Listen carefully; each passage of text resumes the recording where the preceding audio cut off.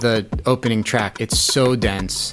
It's such just an onslaught. That came from a very particular moment when I was working really hard and it just wasn't happening, and I was just hearing my brain just going at me, you know?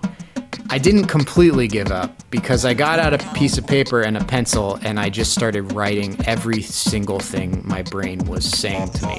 The music I had created was like another version of me expressing what I was trying to express in words, and that they complemented each other and that it worked. Later on down the line, I sort of made this connection to like a social media feed, which is like doing the same thing to you. It's just screaming at you.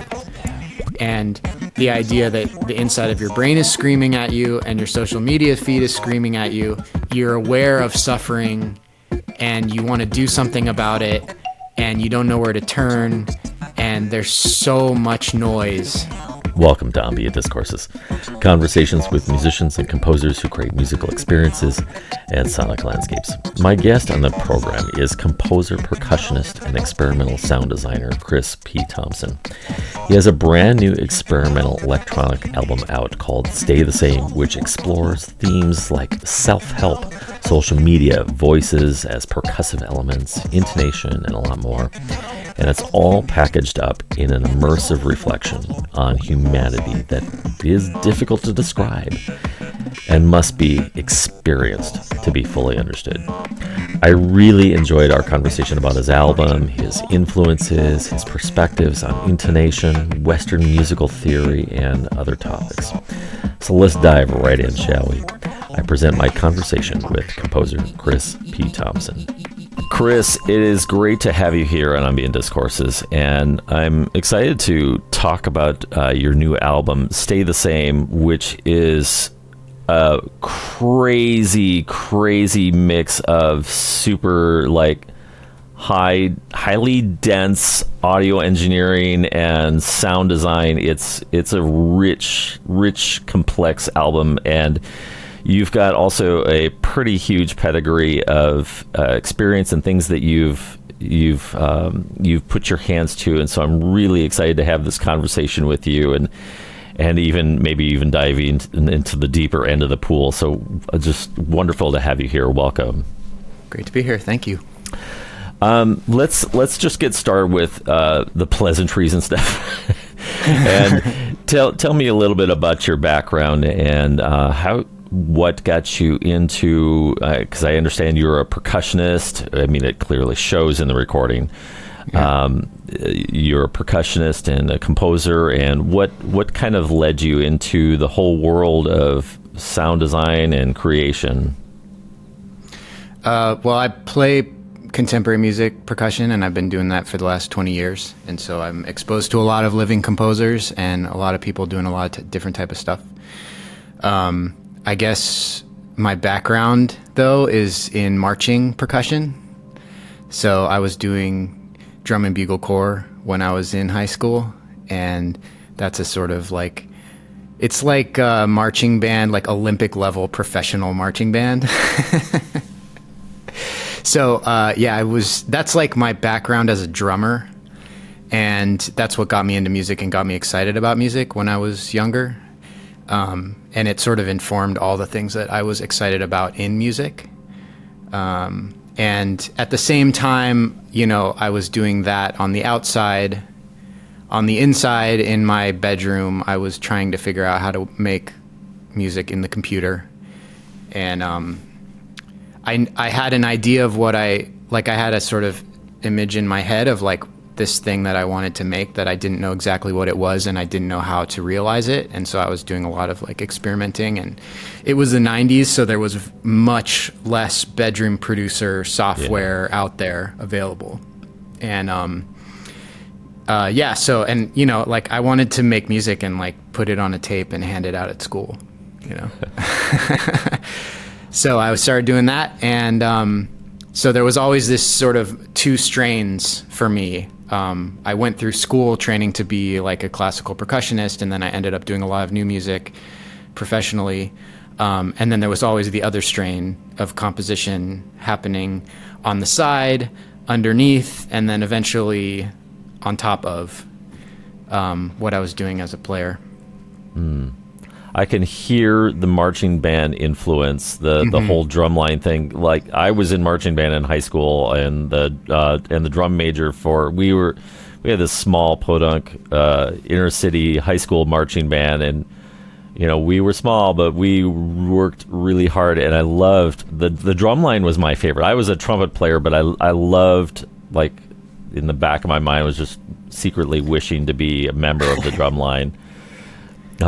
Particularly loving the toms and the intricate snare work, and I can hear it in, like, some of the compositions on Stay the Same. You're taking that approach with, like, voices and other elements and adding this very marching band kind of flow to it. Like, what led you to kind of, how did you come up with what was the impetus that kind of led into that? I was listening to a lot of electronic music, like Aphex Twin, or Boards of Canada, or like Square Pusher, and the tools that they were using, I felt like I loved them, but also I didn't have as much, like, immediate access to that stuff, not being a gear tinkerer and not being someone who, had a lot of money to spend on, like, buying a million synths and stuff like that. And I had this feeling like the voices, the sound world of marching percussion could serve the same function in music that stuff like samples, like the Amen break does in drum and bass, for example. Yeah. And I just always had this idea, like, I know that's possible, and I'm not sure exactly how to realize it, but that was my background, and that was, like, the musical language that I spoke. And it's interesting with the way that marching percussion is arranged. It's almost like a string quartet, because you have basically the marching side of it is 4 voices. It's like, the main ones are snare drum, tenor drums, which are like toms, and bass, which are like the soprano, tenor, and bass voices. And then you have cymbals on top of that. And so these arrangements have a very consistent, coherent voicing to them. Yeah. And I don't know, I just really related to that. And from the beginning of my experience doing that kind of music, I was always sitting down with staff paper and making a line over 4 staves and doing that little arrangement of marching percussion music and just writing it and imagining what it might sound like, because at that time you couldn't just put it in a computer and hear it played back for you. Right. And so I always had this sort of, like, itch that I knew I wanted to do something in electronic music with marching percussion. And I didn't know how it was going to turn out. And over the years, I developed a bunch of different ways to incorporate it in. God, it's fascinating. It really is. I mean, in fact, I think if you weren't really, if you really didn't have the background of marching band, or really didn't have that worldview, it has this kind of, I don't even know how to describe it. It feels, maybe the string quartet is a nice comparison, where there's just kind of counter and complementary things going on at the same time, but with a completely different voice set. I mean, one of my impulses was, it feels like Bjork. It feels like on some levels, a Bjork level composition with the detailed electronic instrumentation and percussion, or drum pieces. That's incredibly flattering to hear. Thank you. No, I mean, no, I'm serious. It's detail is a hallmark of marching percussion, and I hesitate to use the word, like, perfectionism, but high level of detail and high level of composed detail, where every little, every iota of every sound is pre-planned and made to be exactly what you intend it. There's not a lot of improvisation in it. There's not a lot of, like, freedom. I mean, although I find freedom in it in a certain way. Yeah. Yeah, and so that parallel to, like, I would say Bjork's music is also highly, highly composed, and and it's the kind of thing that, you know, you're treating the recorded sound, the recording, the physical recording, as like a painting that you hang on the wall. It's like you finish it and then you put it up and it's done. And the world of marching music and marching percussion is very much that way. It's definitely about like a small composed thing that you realize perfectly and then you like present it to the world. Very detailed. Yeah, absolutely. So I have to tell you, so I want to share this in two parts. One,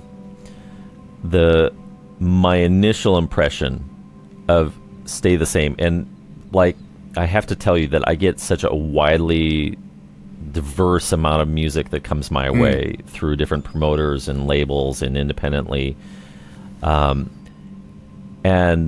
when I played the first track, I'm like, what am I getting myself into here? I don't know what is happening here. And it was so dense and so rich, and there was so much sound and so many things going on, so many little, and to the illustration of marching band, it was very precise. It was just not, I could tell it was not haphazard. It was just not like, all right, let's just throw a bunch of stuff here and let's throw a bunch of stuff here. It was very concise, you know, very, and so, and then got to the second track and I'm like, all right, I think I need a little context here.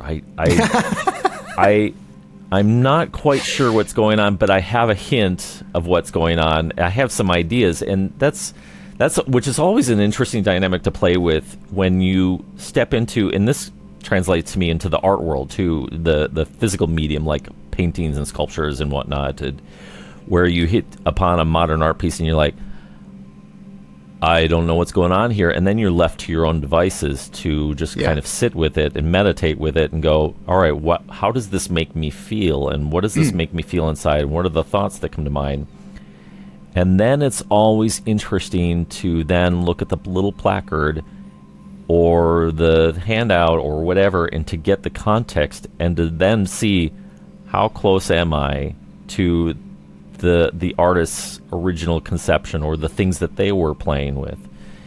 And so my initial impression, I felt like this feels really dense, like someone is holding on, like this feels like a cross-section of my brain or someone else's brain or anyone else's brain, and the amount of stuff that we accumulate, the kind of the hoarding mentality. And then I got the context, and I want to read this for the listener. You wrote, "This music lives in cycles of misguided self-help, and the irony of purchasing a cure from the same doctor who sold you the disease.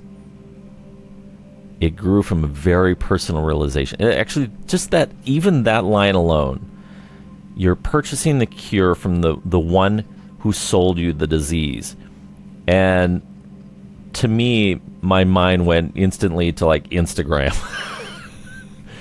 Your mind went exactly where my mind was. And I'm like, all right, this is all crystallizing for me, because this is the madness that is social media, the social networks, the all media that we consume en masse, and hoping that in that very medium that we can find the cure for our madness, which is being cultivated by the very thing that we're in. And then I was, with that context, it was like a flow state of, all right, we're going to go for a ride and we're going to experience the madness of humanity. And that's what it was for me. And then I wrote, after this piece, thank you for going on my ride. after the ride, I like to usually pause and have time just to reflect on what I'm listening to, and this is what I wrote. From start to finish, it felt like stepping into one's own mind and observing itself, the neuroses, the self-medicating, the accumulation of suffering, like a cereal hoarder buying their 986th jar of mayonnaise to add to the reserves, because the clinging mind says in an almost mantra-like fashion, I need more. I gotta have more. It's never enough. All of it. The collecting. The influencer wise quotes you hope will make you feel better, smarter, more healthy. But that clinging, that hoarding, you save all of those reels because you never know. It might help you someday. Post after post, reel after reel, more bad advice on top of already terrible advice. The neuroses stacks and stacks until finally time and age are finally up. And the sad realization settles in those last waking moments of your life. In just letting go, you could have been free. In just letting go, you could have been free. And that was my reflection on listening to your album. And I was like, this is the human predicament. This is the modern day predicament we find ourselves in. And as distressing as some of the moments were in the album, it is a reflection of ourselves. It's a reflection of the condition we find ourselves in, and it was masterfully done. I really, and I mean it when I say masterfully, because you can tell in a lot of the in the compositions there, the detail and the amount of precision that you put into taking different sound samples and voices and splicing them up into percussive elements, but steeped in chaos and this energy that just like feels like this. Just when is this going to release? When is it release? And that moment. What's the track? Sculpture Garden. There's that moment of, oh, I can breathe for a moment, and then you're right back into the madness of it all, and then ending with UV Gardens. That was a very difficult one for me to listen to. I don't have perfect pitch, but I have relative pitch, and the pitch was just like, oh. Okay, deep breaths, deep breaths. I really like to do a lot of work with tuning systems. Yeah. So there's various approaches on this album to tuning systems, and the one used in UV Gardens is definitely the strangest. Let's take a listen to one of the tracks from Chris Thompson's album, Stay the Same. This one is entitled The Help You Need, here on Ambient Discourses.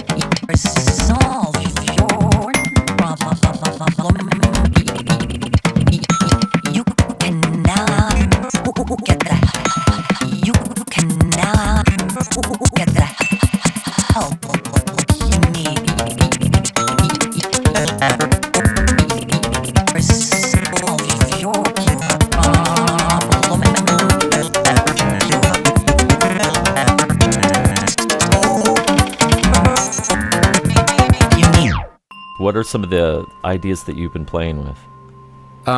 So the main one would be the idea of just intonation, which is an approach to tuning, where the relationship between the frequencies of the notes are based on simple mathematical ratios, like simple low number, like 5-4 or 3-2.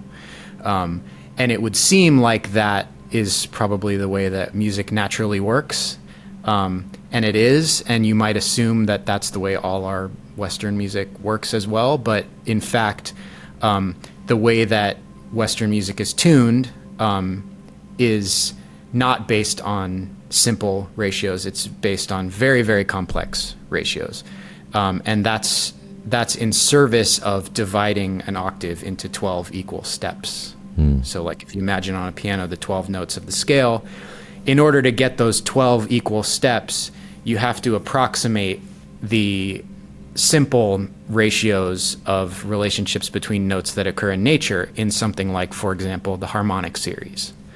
And it's something that we've really gotten used to in Western music, and it's a compromise that's based on practicality, because it allows our instruments to be tuned in a way that is much more practical for building instruments and doing things in multiple key signatures and having key changes, and you only need 12 notes in the scale. But when I discovered that there was this other thing, this other approach to tuning, which is based more in the natural, like the way that sound works in our ears, I just found that totally mind-blowing, and it wasn't something that I had learned in school. So that was a longish explanation for like the just intonation part of it, which is that some of these pieces use very subtle adjustments in the pitch to make things more in tune. Yeah. And in Sculpture Garden, you can hear that if you know some basic music theory, the idea of what a major chord is. All the major chords in that piece are tuned. It's really, really subtle, but they're just tuned in a way that they're slightly more in tune, and they feel more stable than a major chord would if you just played it on a normal piano. And it gives a sense of permanence, which is sort of what I realized I was looking for, in that particular piece. So that's one approach. The one in UV Gardens is completely different, which is quite literally if you were to take the 12 notes of the piano and put another note in between each note. Yeah.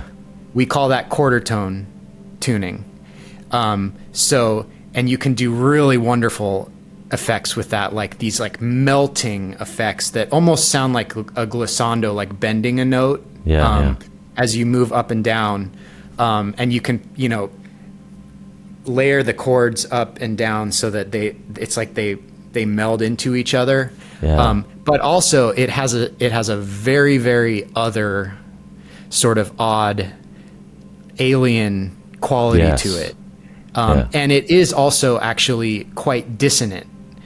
And sort of the difference between dissonance and consonance, I don't know if that's something to really go into deeply, but like that is not only just intonation would be also sort of alien to our ears just because we're not used to it, but it's extremely consonant, and that's the way that it's different. Whereas the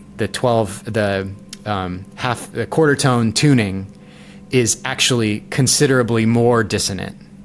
So I'm going like total opposite ends of the spectrum in terms of ways you can approach tuning that are different from what we're used to hearing our Western tuning system.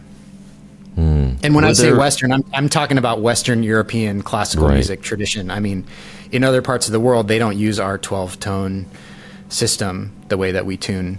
Right. Like yeah, you've got like some of the, like even some of the Indian Hindu music and whatnot from their traditions, where there's microtonal adjustments and whatnot. Were there other musical traditions or tunings or things that had influenced your exploration of intonation?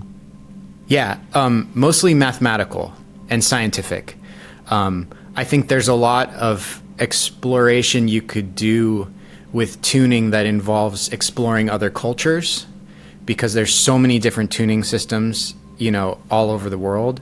For me, I didn't really feel like that was what I had access to. It's like what really was resonating with me was the mathematical side of this. And so the thing that I discovered, this late 19th century like physicist acoustician named Hermann Helmholtz, and he wrote a book called On the Sensation of Tone.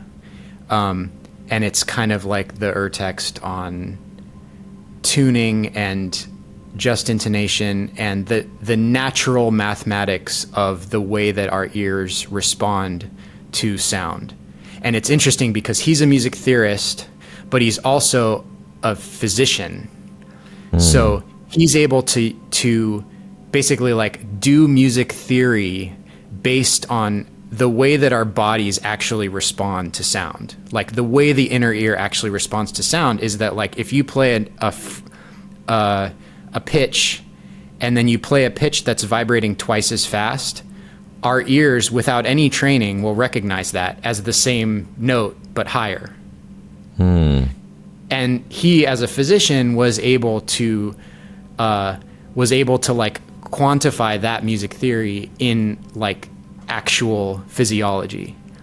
Wow. Which was really refreshing to me, because I found in school, and especially in Western European classical music or sort of pop, whatever, like our attempts to explain music through music theory are often just self-referential. I mean, it's like you're using music theory to explain something that already exists. It's like this composer created this thing, and then we're going to like analyze it and come up with concepts like the concept of a chord or a chord progression in service of explaining something that already exists, as opposed to like really explaining the way that our brains and our ears respond to like the air vibrating sound.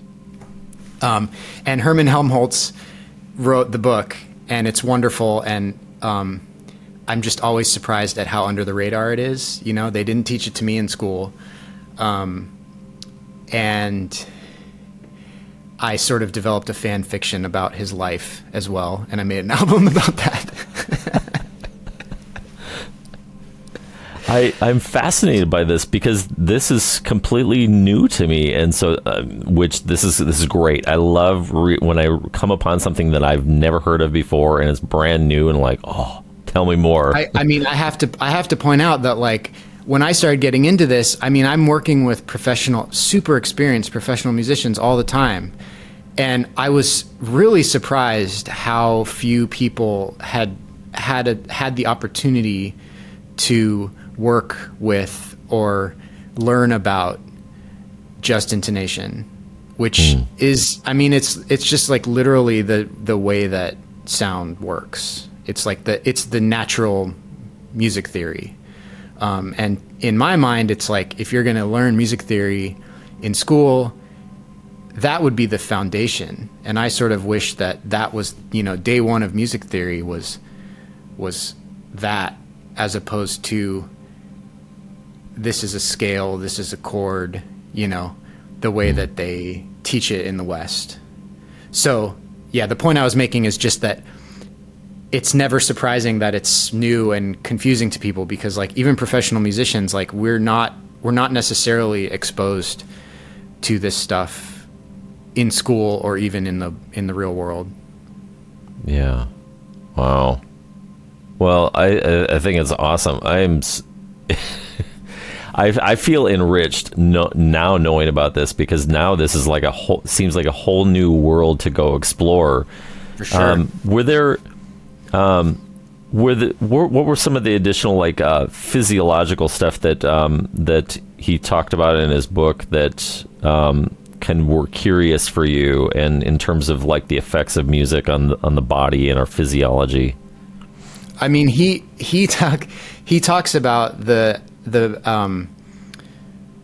actual physiology of the inner ear, and the way that, like, I mean, I'm not really qualified to like explain it, but like my understanding of it is that the mathematical ratios between pitches. So to say that like a pitch, like an A, you know, is vibrating the air at 440 times a second, like, you know, that's what I mean by a pitch. Mm-hmm. To say that like your ear has an innate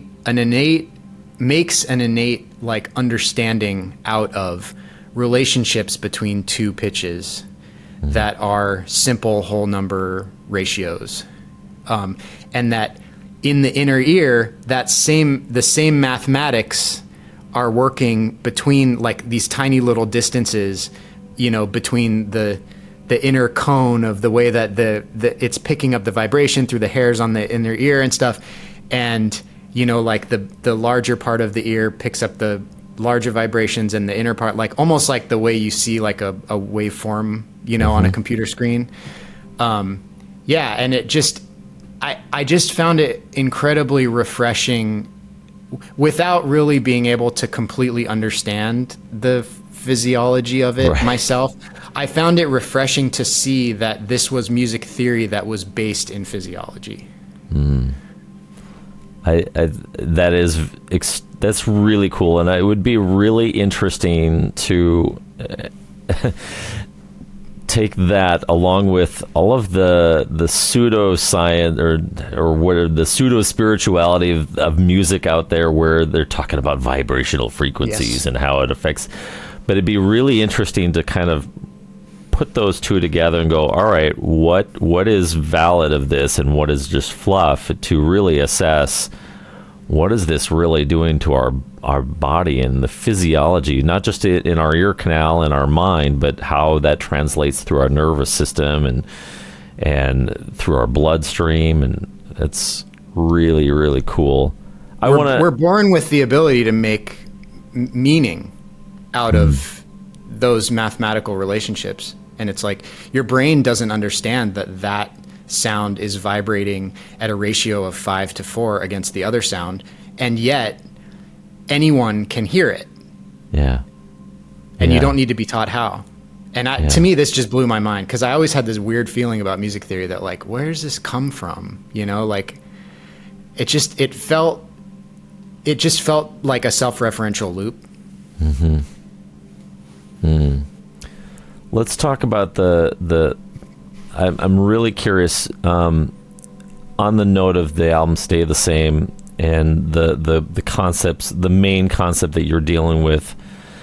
What was the impetus that led into that? What were some of the observations that kind of started fueling this desire inside, feeling like, all right, you're making some observations, and then boom, this album came out of your expression. What were some ideas that you were wrestling with or toying with, or observations? Yeah, I guess I'm always just sort of sitting down and messing around and seeing what comes out, and what I try not to go into creating things with an idea in my head of like what I'm trying to create. I'm just messing around, and I come up with things that resonate and that feel meaningful for whatever reason. And it's almost like after the fact, I try to figure out what I was trying to tell myself through those things. And so like in the case of the opening track, which again, yeah, it's like, it's so dense. It's such just an onslaught, you know? Yeah. That came from a very particular moment when I was working really hard to try and create something, and it just wasn't happening. And I was having a really, really hard time, and I was just hearing my brain just going at me, you know? And I had a sense of like, okay, I give up for the day. But I didn't completely give up, because I got out a piece of paper and a pencil, and I just started writing every single thing my brain was saying to me.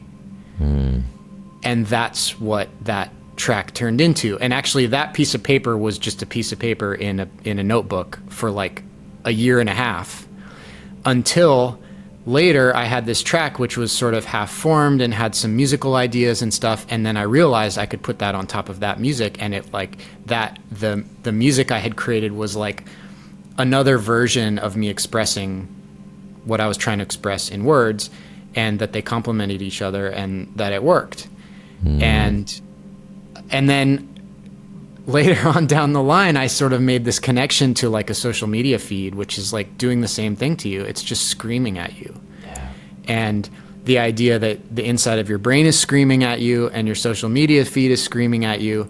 And, you know, you're aware of suffering, and you want to do something about it, and you don't know where to turn, and there's so much noise. I guess that's where that came from, is that sort of like internal voice. And again, it's like, if I had sat down and been like, I'm going to make a track that's about the onslaught of internal brain voice and social media feeds, and I'm going to connect those two things. It's like, I never, and in a way, that's why I felt like I spent a lot of time not finishing music, because I always was going into it with a finished product in my head, as opposed to experimenting and then sort of figuring out where it was going through the process. And yeah, it just sort of like, I don't know, you hear people say like, oh, the thing revealed itself to me. And I feel like that's kind of become a cliche thing to say, but it's really true. It's like, I know my brain is just responding to how I'm feeling and trying to express what I'm feeling. And it's like, don't think about it too hard, just make some stuff and like figure it out later, what it's trying to say to you and what it's trying to say to the world, maybe. Let's check out one more track from Chris Thompson's album Stay the Same. This is entitled Mirror, here on Ambient Discourses.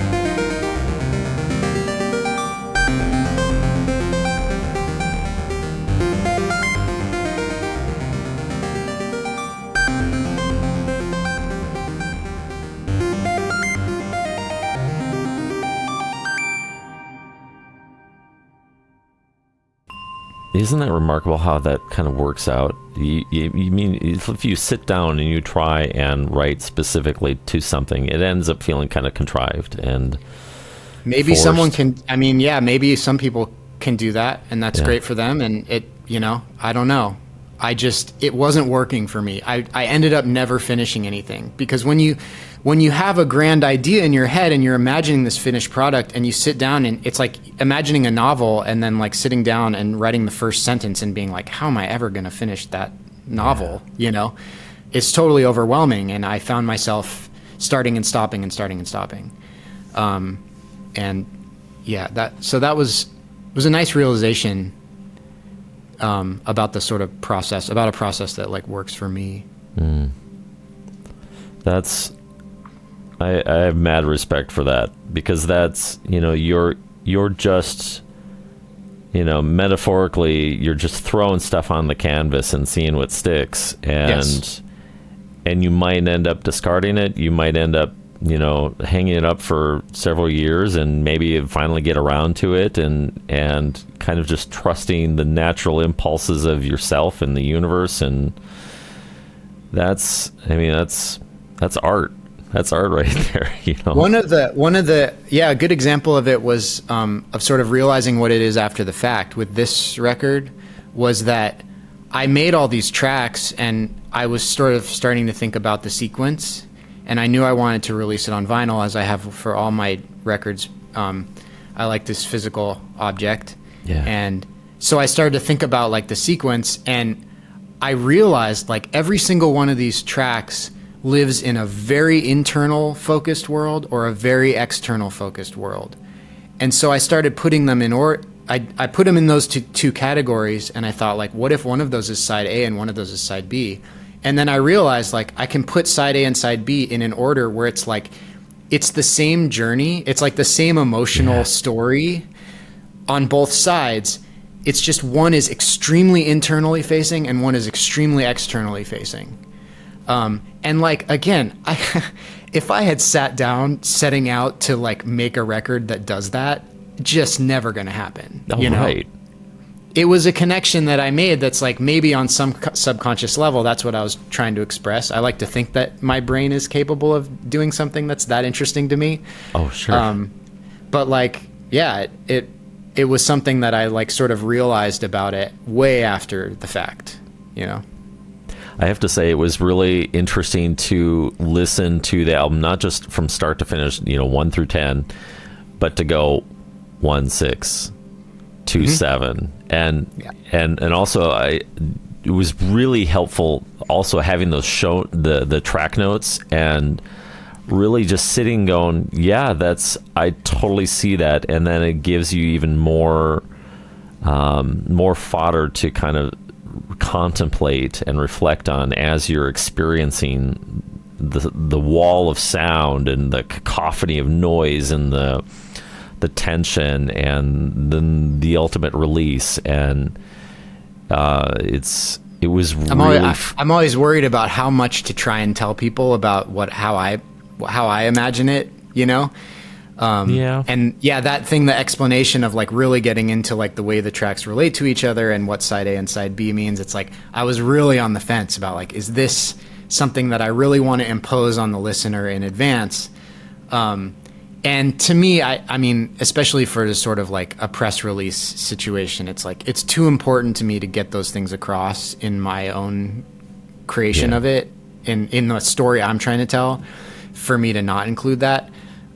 For the average listener, like, I'm not sure whether that's beneficial or not, but I think the on the note of kind of guiding the listener, I think it's highly contextual to whatever situation. Like, for your average listener, I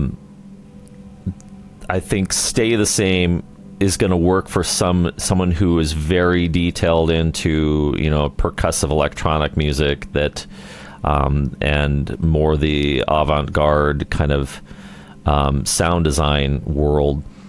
But whereas probably for people like myself, like I tend to be a really immersive listener.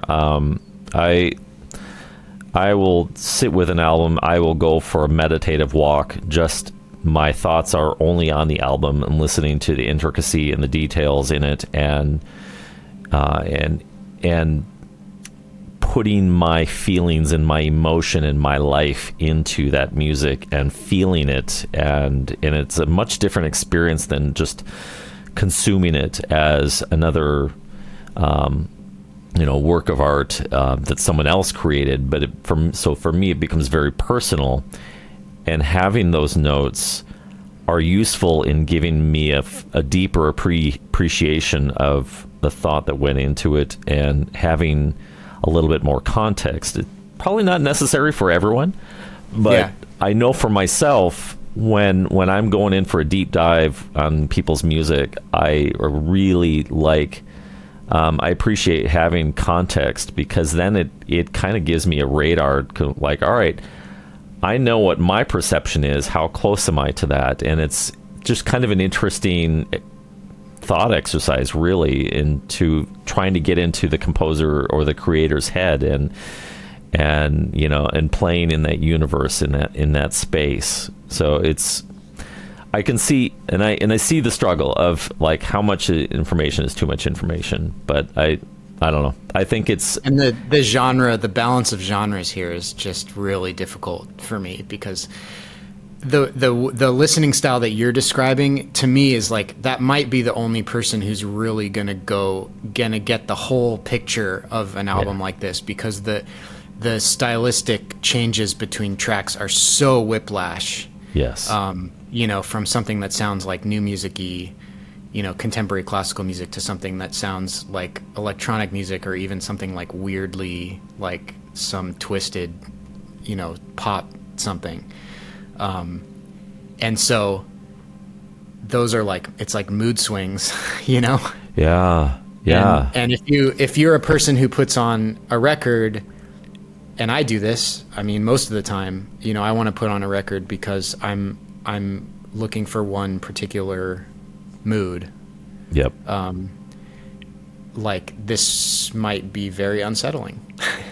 Yeah, if you're listening for, like, a consumerist thing, you like, I'm here to just let the music do something to me. I want it to help me feel better, or help me sympathize my mood, or whatever mode I'm in. Yeah, totally. This album would be totally distressing. But I mean, you could put the various tracks, you could probably put them on a playlist of other things, and they'd fit right in. Totally. But it's like the experience of, I have a sort of low level bipolar, like, emotional world. Whether that's diagnosable or not is another conversation, but like, there are whiplash mood swings for me. And like, I'm not sure the average person is really interested in, like, experiencing those whiplash mood swings or not, it's a very particular attitude towards listening and to a musical experience that I think would be able to take in the big picture of this record. And that's, like, okay with me. Yeah. And it's, quite honestly, it's a style of listening that you have to seek out. You have to want to go into that world, because it's like you're bringing more empathy and a desire to understand, and a curiosity without judgment. And that's the key thing, is approaching music without judgment is very, very hard to do, because and maybe without expectations. The judging mind has expectations. It has, it already has a filter in mind of what's good, what's not good. Oh yeah. And that's just consumerism, Yeah. But listening for the intent of exploration, maybe, is a great way to think about it, is a completely different world, because you're not listening then for yourself. You're listening for, what can I learn? What can I experience that I have not experienced before? And get into the mind and the heart of another composer, and and see the world from a different angle, a different viewpoint. Like I think about I can never remember the composer's name and his art and his work, but there is a 6-hour long piece. I wish I could. This is how terrible my memory is. I can Wild never guess. Are you thinking of Philip Glass music in 12 parts? It's the one that's a reflection of Alzheimer's. And it's a 6-hour piece that it starts out kind of faint, like nostalgic. You hear kind of 1930s schmaltzy kind of pop orchestra type thing going on, but it's faint and echoey, like it's in a room, and then over time it just starts to degrade into noise and abstract textures and becomes more and more distressing until it's just this opaque kind of just weird, and it's so unsettling. But at the same time, it's, if you're willing to explore that, it gives you then a much fonder appreciation for or a greater understanding of, wow, this is an amazing reflection of Alzheimer's and the degradation that happens in the human mind. And to me, that's a high form of art when you're able to explore these ideas. And it's to go into it like with the intention of putting yourself in the shoes of having experiencing another human being's like emotional experience, as opposed to like being entertained. Yeah. Or having like your world reflected back at you. Yep. Yeah, it's very challenging to do because on some level, we're going to still have our own projections. We're still going to project ourselves onto whatever we're listening to or consuming. But sure. Yeah. What are some, were there any influences like composers or artists when you, whether growing up or even in recent years, that have been really influential on your perspectives and on how you create? Yes. So Richard D. James, who goes by Aphex Twin, that he would be just my absolute icon. His approach to music making, his just totally uncompromising ability to make what he makes and put it out into the world, and the style of the things he makes. I mean, talk about like whiplash, stylistic and emotional and energy level content. I mean, his albums are just all over the place. And I love that. And I would even say as a listener, when I was first exploring his stuff, it's like I would buy the album and I'd be like, oh man, these 3 tracks are like the thing that I was looking for, and the rest I don't understand. And then like over time, I would get it. Oh, I get this section of the work. And then it's like, and if I spend enough time with something, it's like the whole thing ends up meaning a lot to me. And that's absolutely what has happened for me with his music. I mean, I just think he certainly holds a place in the sort of like world that we call like contemporary new music, composed music. And one example of that is like the group I play in, we do arrangements of his music for like an acoustic chamber orchestra. Like he's any contemporary music composer living today, Yeah, so I've always sort of looked to him as a model of like the way that I wanted to make music. And it's sad now because the sort of most known, biggest body of his work was from like the 90s, when the music business was completely different, and like he was performing live some, but like you could just release albums and be an artist and do that, and that's your career. And it's so much more precarious now to be a person who's like, I want to release albums performing live is not necessarily what's important to me. I want to make these works of art and hang them on the wall.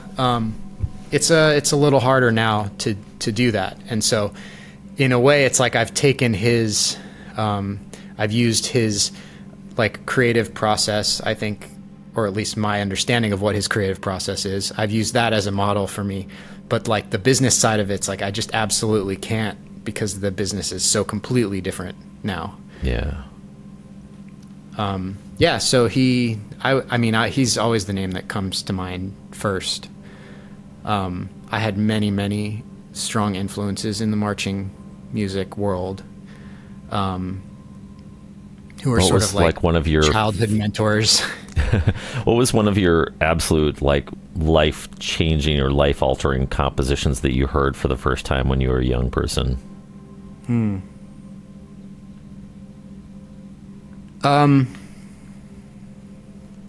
While you're thinking about that, maybe I'll share one of my own. Which direction do I want to go in with that question? Yes, tell me yours.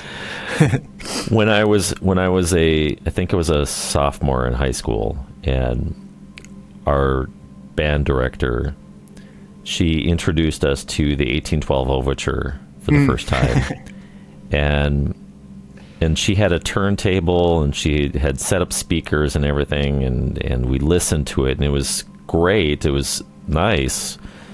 But then she was like, I want you to go to the library or wherever you need to go find your own copy of this and just go sit with it in your room at home.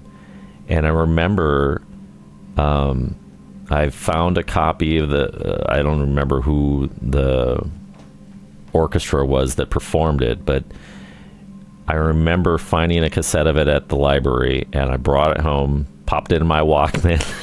This is the 80s here.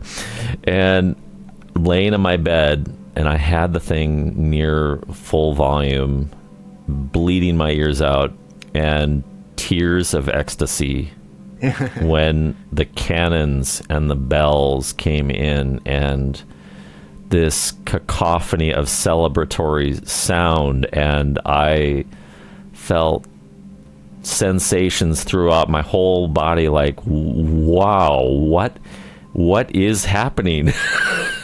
That's so interesting. As a person who spends a lot of time with ambient music, that's it's a polar opposite influence. It is. It's like that's the least ambient thing that could possibly exist. I know it is, very, very much so. But it felt like a celebration of all that is good in life, and I know that it's in the context of the winning the 1812, the War of 1812 and whatnot. But it felt like you can take it away from that. I'm just going to take this and make this my own.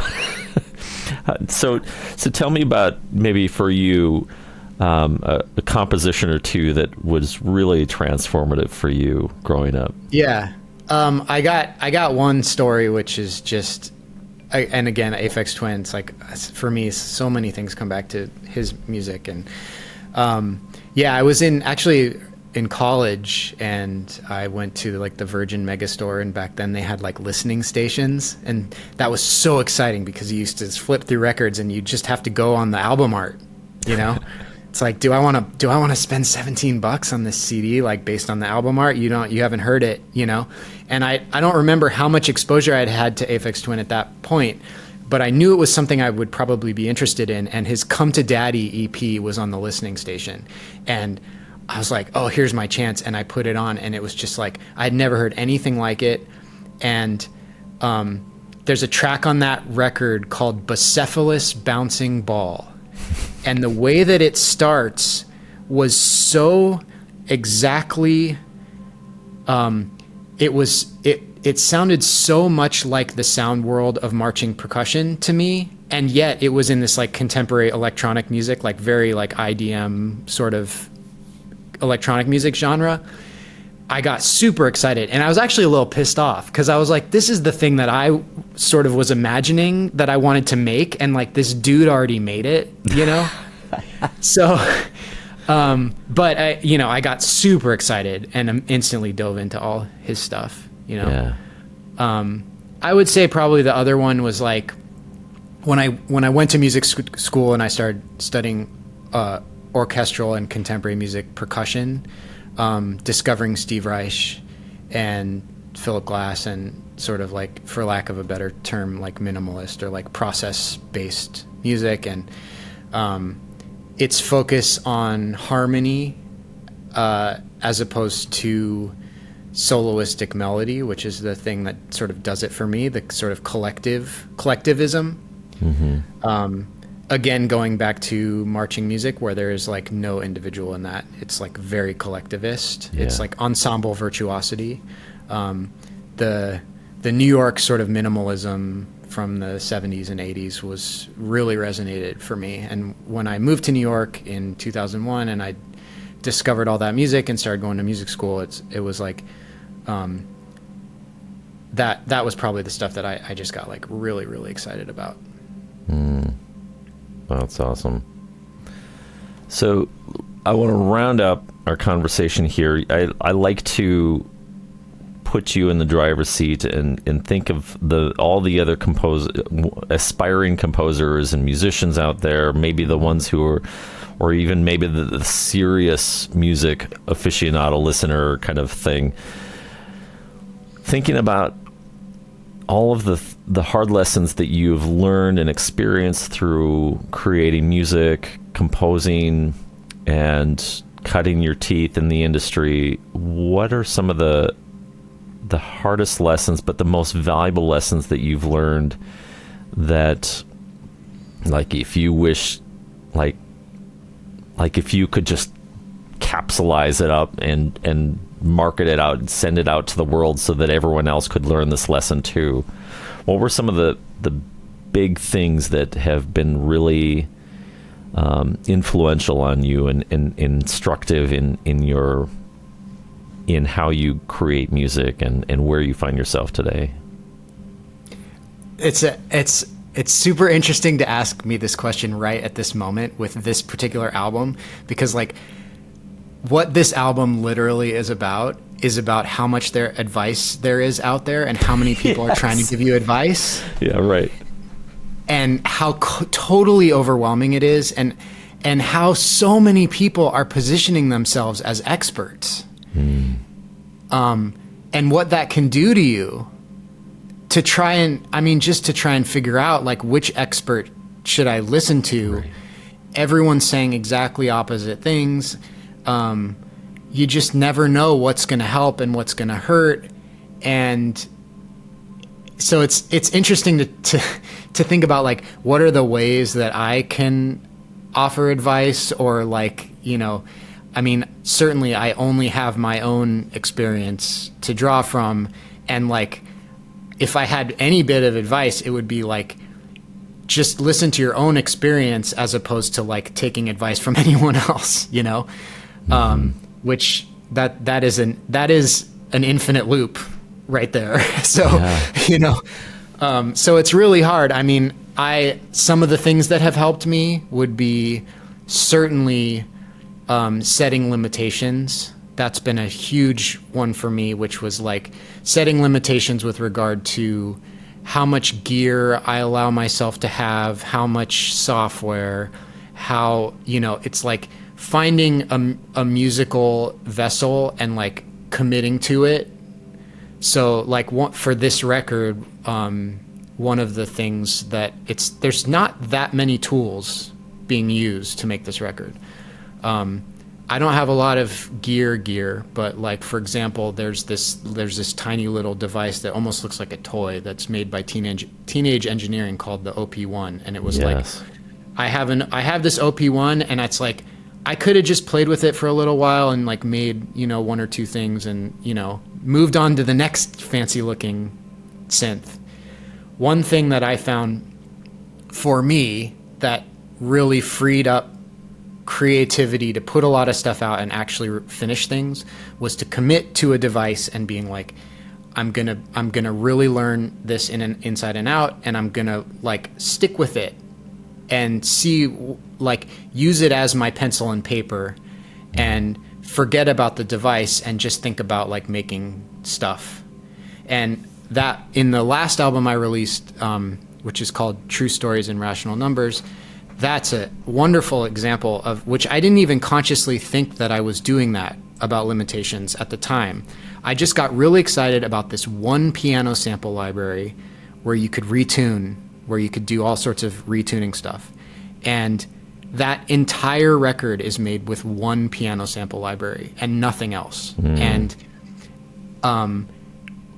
once I sort of had that limitation, and I realized, like, I'm not going to be adding more sounds and more samples, and there aren't going to be drums on this record, and it freed me up to just create tons of material. And so, yeah, that setting limitations as a way to actually paradoxically free you up to create more material has been something that has worked for me. Again, there are people who have $500,000 modular synth systems and make wonderful things that are totally fulfilling to them, and like they could probably tell you the exact opposite. It's like, try every possible new thing, and like dive into everything and learn everything, and bit of this, bit of that. Yeah. It's tricky. It's tricky to be like, also like, who am I to tell anyone, it's like, right. All I've made is this stuff that I've made, So but it's really, I think it's helpful to hear the things that people struggle through and what has helped them resolve to some sort of bearing some sort of fruit on the other side, and that seems to be a constant theme, this idea of limitations and confining yourself within parameters, and within that finding the freedom and the creativity to explore that space and all of the areas of it, not just the things that immediately come to mind. And so, and I was always jealous of like composers like, oh, I'm gonna write a string quartet. It's like, great, you're like, your whole like sonic palette, your orchestration, like, done. Yeah. You just write for string quartet. Whereas like in electronic music, it's so blank canvas. There's so much other stuff to use. You can really get caught up in distraction about the tools. And again, what's worked for me has been to limit the tools and to the point where I'm not thinking about them anymore. That is fantastic advice, and I can totally appreciate the fact that I am ironically asking the very question that your album is about. My friend Chris, I just really loved our conversation today. Your album is as difficult as it might be for the average listener to kind of find their way through. I found to be a very profound expression and like holding up a mirror to our culture and saying, yeah, you're sick. We're all sick. We need to stop going to the same doctor that is Instagram, TikTok, whatever you want to call it, consumerism, and back the hell off from it. Give yourself space. Give yourself space to think. Give yourself space to process. Give the mind room, because there is no room with all the crap that we're just constantly bombarding ourselves with. And to that, I feel that on some level your album is kind of like a sage-like expression to our culture, and that it's time to do something different, because what we're doing right now is just not working, and all the self-medicating by scroll is doing us no favors at all. I appreciate you, Chris. I appreciate this time that we've had, and I'm just flattered, and I just really wish the best for you and all of your endeavors, and that you have much peace and equanimity wherever you find yourself on your next musical adventure. Thanks so much. It's been great to talk to you. Thanks. My thanks to Chris for the fantastic conversation and for his time, his thoughts, and reflections on music composition and life itself. Additionally, I want to thank Kira and all the other hardworking promoters over at Jensen Artists. thank you so much for all your hard work and your assistance in enabling this conversation. I appreciate you very much. You can find more music and information about Chris P. Thompson out at chrispthompson.com, where you'll find all his recent albums, projects, and links to purchase copies of his scores, vinyl, and so much more.